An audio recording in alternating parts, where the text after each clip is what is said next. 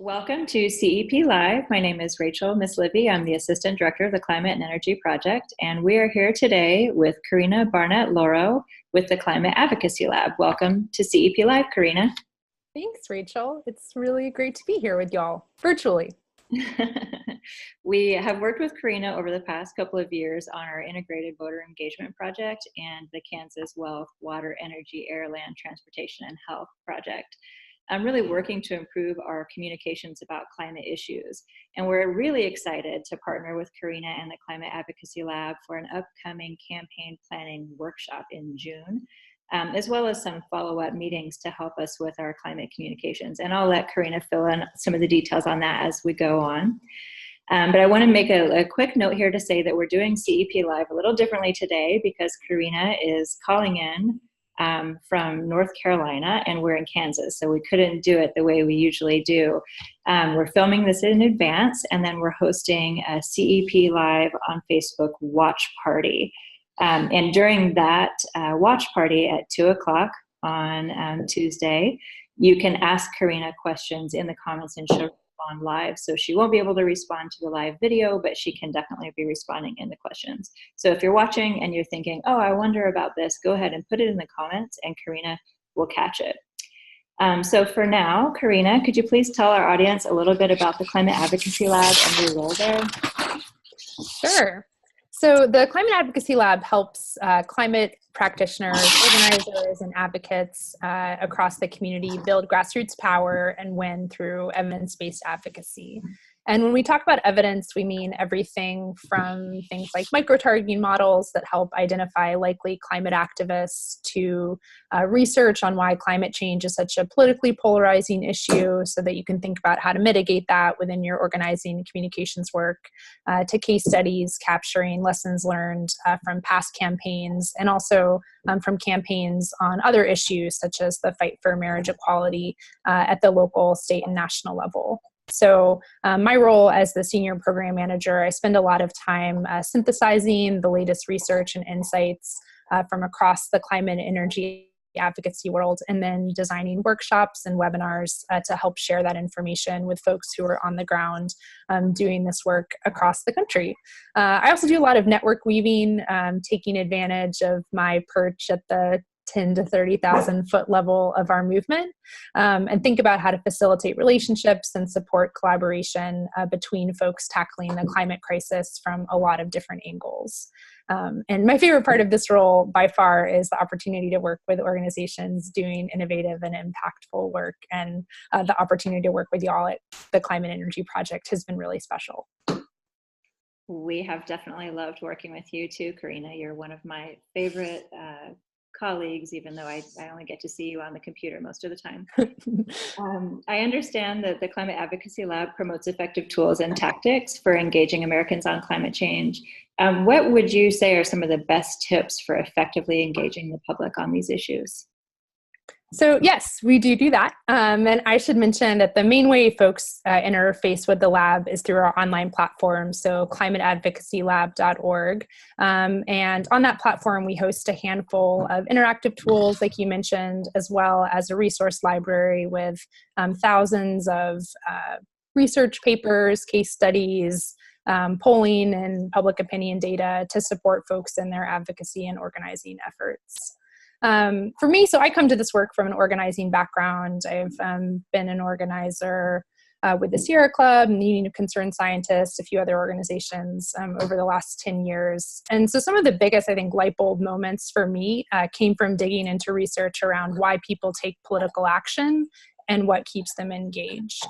And so we know from survey research coming out of Yale and George Mason University that about 29% of Americans are considered alarmed about climate change. So they're concerned, they're motivated to take action, and that translates to roughly 72 million people across the country. So it's a lot of people, but we know probably that 72 million people are not actually taking action at the moment. They're not on the phone, out in the streets, demanding, bold legislation to address the climate crisis.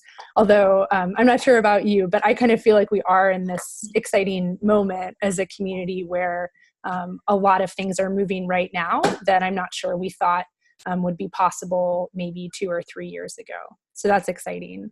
But anyway, in terms of thinking about what separates those 72 million people who are really worried about climate change from the roughly maybe 1 million people who are taking action on our issue every year, it turns out that there are these two really powerful differentiating forces. And those are efficacy, so the belief that our actions matter, that they make a difference on the issues that they care about, and that the solutions we're advocating for are actually commensurate to the size of the problems we're trying to address. And then also social norms, or the belief that other people who we view as being like us care about these issues and are also taking action. Because part of being human is caring about what other people think, for better or for worse. And we don't want, we have some concerns about stepping too far out of what is deemed as acceptable in our social circle. So in terms of what that means for our campaigns, I think it means we need to spend a lot less time convincing people that climate change is a problem, because most people are already convinced, and a lot more time emphasizing that there are many, many people, just like you and me, who are worried about climate change and already taking action. And it's just really a matter of joining them and joining this community of action takers across the country to address the problems that we're facing. And then I think drawing the through line from the action that we're asking them to take, and how that action in aggregate with these millions of other people who care about climate change and are taking action will translate into the safe, ecologically vibrant world that we're working into being. I think too often, we sort of put forward the magnitude of the climate crisis, and then we ask people to maybe sign a petition or make a phone call. And for those of us who are deeply engaged in political action and civic engagement every day, it may totally make sense how those two things are connected. But for people who are not engaged in this work 24 hours a day, 7 days a week, it's really important for us to remember that people need to see how these actions are going to build up into the change we're trying to create in the world. Sure. So in terms of this kind of idea of social norms, I thought I'd mention that we tested this recently using some Facebook ads in Texas, and found that people were a lot more likely to share an action request related to ending fossil fuel extraction in the state when they were primed with a sentence about how a majority of Texans, including a majority of Republicans in Texas, enthusiastically supported renewable energy solutions. And so the idea being that, for the people who weren't primed with this, social norms messaging, they may have felt a little bit more anxiety about sharing this action alert in the Facebook world with the rest of their friends. But people who had been reminded that actually most people support this action that we're asking policymakers in Texas to move forward were more likely to share. So I think all of which is to say, understanding people's motivation for participation is critical to building that broad, enthusiastic base of support for our organizations and the specific campaigns we're working on. And evidence or insights from social science research and also from survey and testing work across our campaigns can help us do that in a way that's just generally more effective and also more efficient, given that we're all working with really limited resources. Super, thanks for all of that. That sounds really like meeting people where they are, figuring out what they care about, and then connecting with them like real human beings. So that all makes sense. And Carina, I've been doing this climate work, for a long time, and I'll be the first to admit that talking to people about climate change is difficult. But it does seem like it's a little bit more of an approachable topic now in recent years, kind of as you were mentioning earlier. Does the lab track public opinion on climate, and what are those current trends looking like?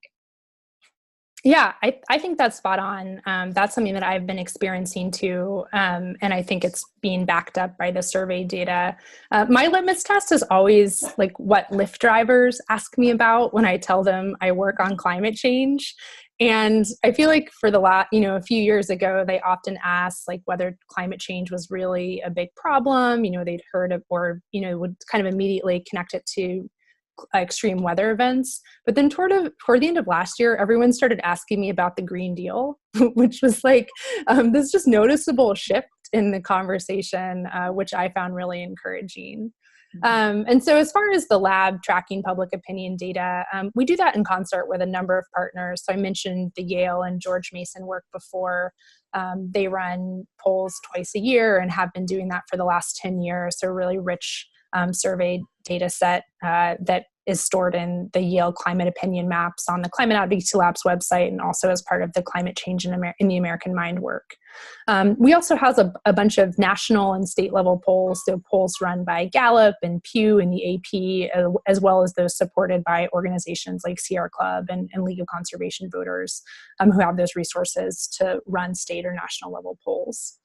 And I think the current trends that we're noticing anecdotally out in the world are backed up by the data that we're seeing. So I think one of the most encouraging ones that came out recently was a CNN poll released at the end of April, showing that for the first time ever, taking what they phrase as aggressive action to slow the effects of climate change is the top priority for Democratic voters as they're considering candidates for president. And obviously this is a C3 conversation, but it's just interesting, to note that even, in past kind of polling of voters from both parties, we hadn't really seen climate change rise to the top as an urgent issue. And now we're seeing it right up there. If not the number one issue for a number of voters.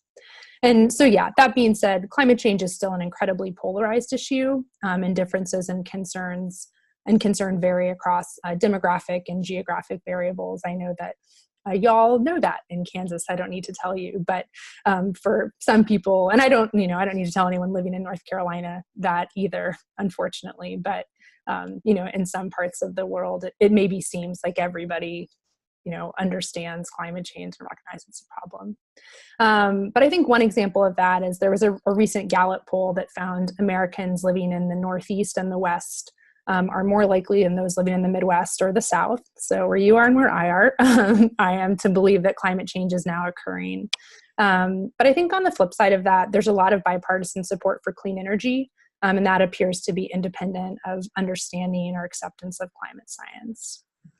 Including, I was reading a recent Politico poll that found 67% of voters overall think it's important for Congress to commit to generating 100% of U.S. power from clean, renewable, and zero emission energy sources over the next 10 years. And that included 54% of Republicans.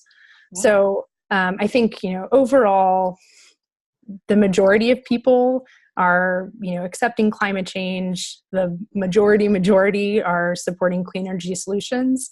And I think the only place where we've really seen some trends go in the wrong direction is around public opinion on oil and gas. And in particular, increased domestic production over the last 5 or 6 years, especially on public land, means that more people in the US are seeing it as a job creator for workers in our country, and seeing dependence on oil as a national security risk a lot less. So anyway, I could go on. There's been tons of recent polling on climate energy issues. With Earth Month, I think a lot of people are polling on this. But I'm going to stop there. And if folks are interested, I can keep going. Thanks for all that information. I want to underline that she probably definitely could go on and on, because the Climate Advocacy Lab has so many resources. I love, if I am feeling overwhelmed with things, I'll just go on y'all's website and just kind of click through and educate myself on some of the issues. And it's a really wonderful service you all provide. Thank you so much for that. It's helped us with our engagement a lot. And kind of related to that, you were kind of hinting around a little bit. What do you see as some of the biggest challenges right now to effective engagement on climate issues? Yeah, it's a good question. And in some ways it depends on who exactly you're engaging and what you're asking them to do. So obviously there are differences in, partisan ideology and what the challenges to engagement are there versus what the challenges are to engaging folks that we already know are with us, but are maybe limited by time or other resources in terms of how they might be more active with our organizations or on our campaigns. One challenge that comes up often in the communication realm is really around communicating the magnitude of the climate crisis and urgency of action without leaving folks hopeless. And that gets back to the efficacy idea I mentioned earlier.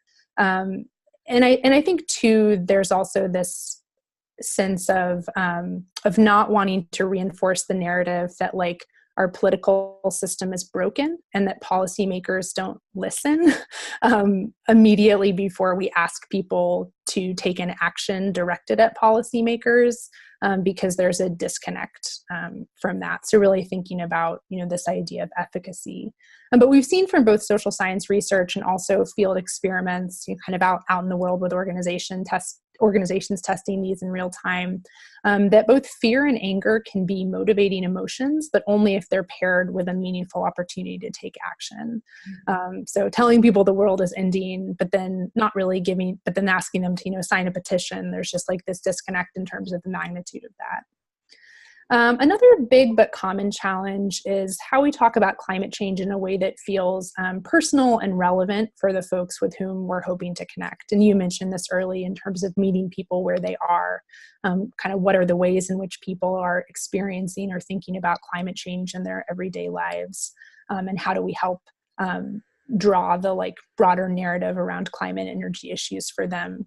So there was actually a New York Times story this morning about how the climate community has shifted over the past 10 years or so, from messages about polar bears and melting ice caps to ones that are more locally rooted, both on the impacts and the solution side. So thinking about droughts and air quality concerns, sea level rise if you're on the coast, compared with clean energy innovation and the opportunity to build more resilient communities at all levels on the solution side.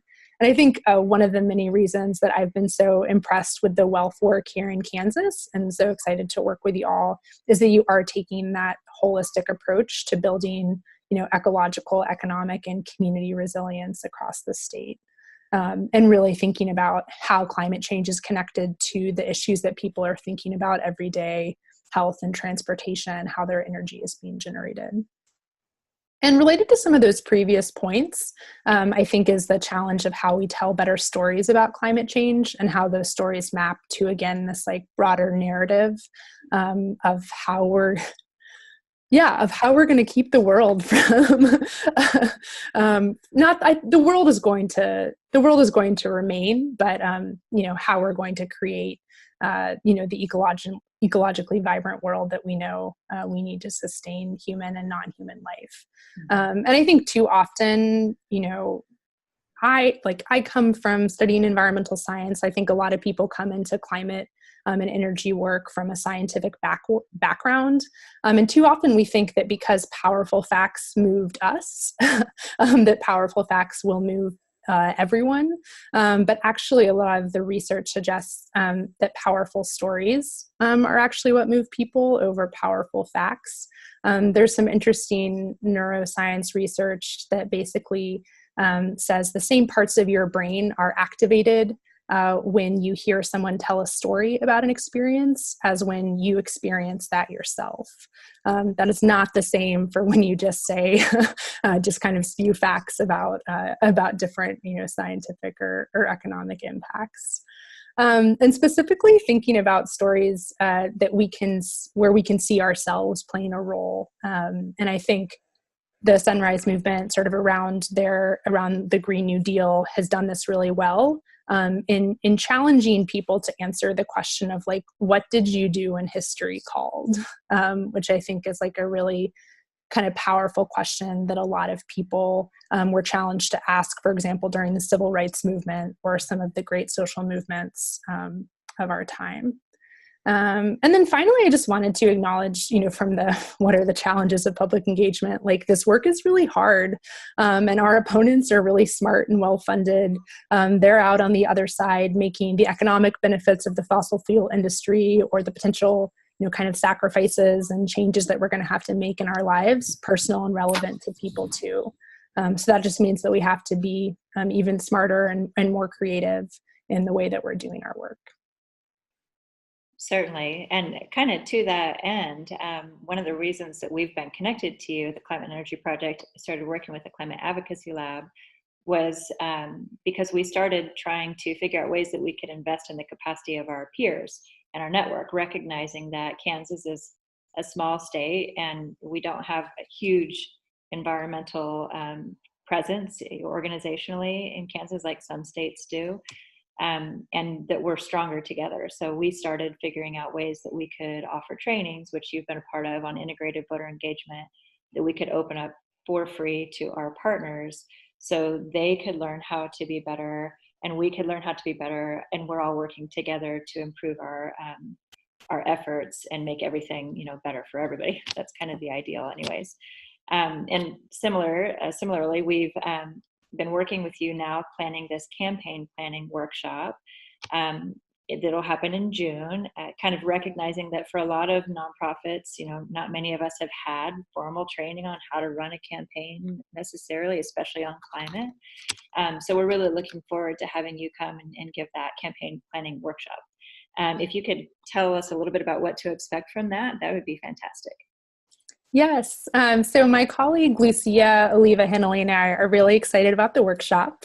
And she's never been to Kansas before. I'm now a veteran Kansas, you know, well, maybe not veteran, but it's been great to, but the workshop is called Evidence for Impact. And it was really prompted by hearing two things from basically everyone that we were working with. So one, that to what you said, there aren't a lot of opportunities that are offered in support of campaign planning for our community. And as a corollary to that, it's really hard to set aside the time with everything else going on to write and revisit campaign plans. But we also know that having good campaign plans are incredibly important for us achieving the goals that we need to achieve, you know, both small and big. And then second, that the Climate Advocacy Lab has tons of great resources, like you mentioned, to help organizations in their public engagement efforts around climate and energy issues, but people aren't always sure how to use them. So really designing a workshop to address both of these challenges. So on the first day, we're going to cover the building blocks of impactful campaigns, you know, starting out with like the vision of your campaign and the goals that underlie that, developing theories of change, if that's something that your organization has been through, workshopping them a little bit, and what assumptions underlie those theories of change, thinking about power mapping targets, about analyzing sort of the power of your coalition and community relationships. And then we're going to walk through the questions that advocates should be asking at each step of the campaign process, as well as how folks can leverage the wealth of resources available to lab members to help answer those questions based on the best available knowledge that we have, you know, both from the social science research world, from the data and analytics world, and then also just from all of the great learnings that people are sharing back with the lab community from past campaigns. And then on day 2, we're going to do a deep dive into the more tactical level parts of a campaign. So thinking about designing really powerful volunteer programs where you're sustaining that engagement that you need, you know, to kind of build your organization over time. We know that most campaigns aren't won in like 1 year or 2 years or maybe even 8 years. And it's, you know, there are a lot of strategies that we can build into our volunteer programs to make sure that we're building kind of community around our campaigns. And then also developing an audience-centered communication strategy. So a lot of the message and polling research that we talked about before, how to help people think about integrating those into their communications plans. And as well as thinking about the digital strategy of our communication and organizing in addition to some of the in-person work that we might do. And finally, each participating organization is going to identify one lingering question they have in the context of their campaign and work with the lab to design a test to help answer it. A lot of what we're hoping to kind of seed within the lab community is curiosity around how to answer the questions that are really integral to us being impactful in our work.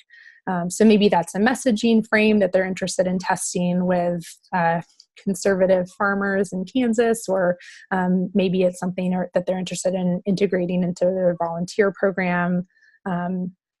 There are a lot of different things that people can test. And Lucy and I are really lucky to be on a team with two social scientists who have PhDs in survey design and research, and can help a lot in supporting groups to do that. So I'm super looking forward to that training myself. I originally saw it posted, you guys were doing one in Washington, D.C., and kind of the way I do things is if I see something that I want to do and I can't get there myself, I try to figure out how we can get it here. I'm super thrilled that this has worked out for you all to come here. The Climate Energy Project is really pleased to be hosting it. And we've had pretty good feedback. Our registration numbers are high right now. We have about 15 spots left. And organizations can register for the workshop still by going to the link that will be posted in the comments. And I want to remind everybody, if you're watching this now, and even though it's not live, you can still ask any questions you might have for Carina in the comments, and she can answer them. It really is a great opportunity for organizations to come and really test out their campaign planning, or to build out their campaign planning knowledge, and also to test out some messaging with a really amazing organization, and also to learn in community with other organizations across the state, which again always makes us stronger when we work together. The Climate Energy Project does have a small amount of travel assistance to support people to come to the training. So please don't let I can't afford mileage or hotel rooms keep you from signing up for this. Please let us know if you're interested and register as soon as possible, because it is filling up.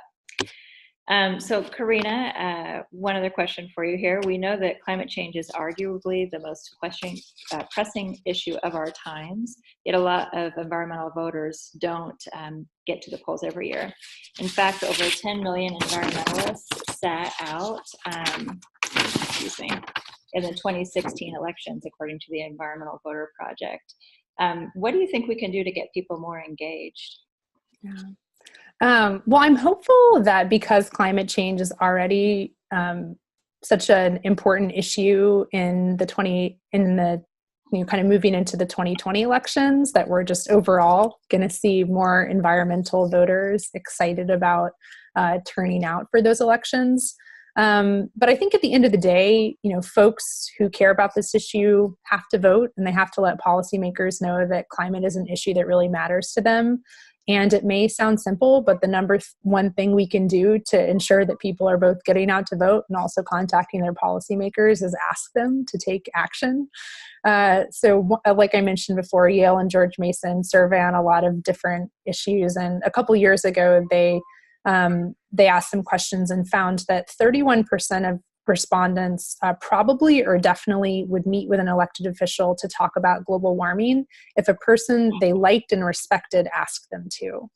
And in that same kind of survey, they found that 15% of respondents probably or definitely would personally engage in nonviolent civil disobedience with that same corollary if a person they liked or respected asked them to. So if even a fraction of those folks actually followed through on intentions to ask, that's translating into a huge number of folks engaging in meaningful ways on our issues. And for all the organizers out there who are asking people to take action, it's definitely most effective to make that ask in person. One study conducted in 2017 found that face-to-face requests were 34 times more effective than emailed requests. Wow. So I think, as we're determining, kind of the cost-benefit analysis of how we're inviting people to engage in our work, just having some additional insights into what the most effective way to do that is, and not being afraid to ask people to take action, because like we talked about before, a large portion of people already really care about this issue and are just kind of waiting for somebody to ask them to take a meaningful action to address it. So. Well, there you go with all that wonderful data that makes me feel like I need to get out and ask somebody to do something. Thanks for all that, Carina. Thank you just so much for your time today, for helping to explain these issues to our audience. Do you have any lingering thoughts you'd like to get out before we call it a day? I don't think so. Mostly just hopeful that I'll get to meet a number of people in person at the workshop in June. We're really looking forward to it. And if folks are interested, even if you can't join in June, if you're interested in joining the Climate Advocacy Lab, feel free to reach out to me. We are kind of a private membership-based network, but for folks who are working on these issues or volunteering, you don't actually need to be paid staff. If you're working on these issues and interested in learning how to be more evidence-based in your approach, we would be excited to have you as a member. So I'm already a member, but if I wasn't and I wanted to be, what would I need to do to make that happen? Yeah, you can actually just email me, so Carina at climateadvocacylab.org, and let me know that you're interested in joining, and I can help set that process in motion for you. And you'll never regret it, right? I hope not. That's our goal. It's a wonderful resource, and I really would encourage everyone to sign up. So thanks so much, Carina, for your time today. It's been really great. It's always nice to see you, and I'm really looking forward to having you in Kansas in just a couple of weeks for the campaign planning workshop. Yeah, I'm looking forward to it too. And thanks so much for having me. Yeah, thank you. And until next time, thanks for helping us lead the way to a clean energy future.